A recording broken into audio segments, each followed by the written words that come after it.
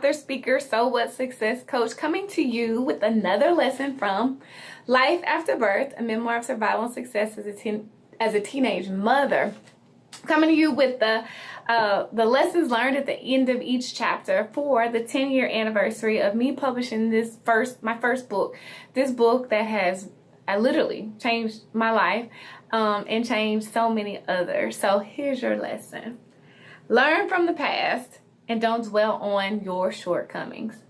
It didn't matter how I grew up, rich or poor, with or without friends. What mattered for my future was what I learned from my upbringing, whether it was how to do things or how not to do things.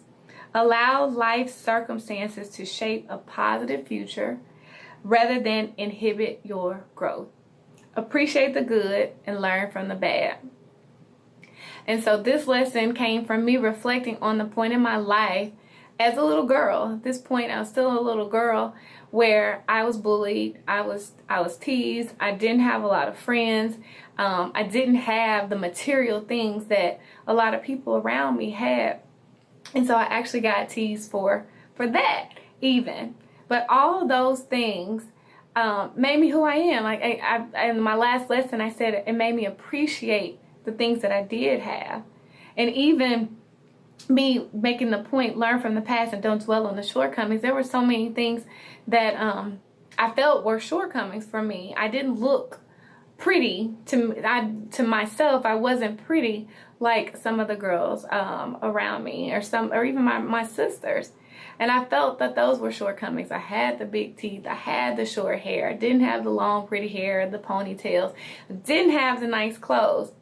But as I grew and I matured, I learned I shouldn't dwell on the fact that of the things that I did not have or the things that I did not like about myself.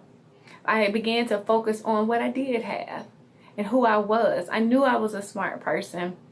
I knew I was a caring person. I had clothes. They weren't name brand clothes, but I had clothes. I had a good personality. I was friendly and I was outgoing. And I used all those things to shape my future, to help me as I began to approach middle school, to change my whole life. So don't dwell on the shortcomings and don't dwell on the past.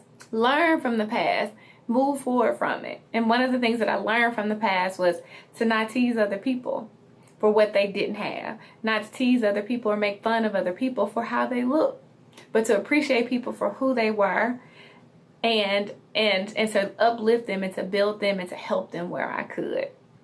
All right, next lesson coming up.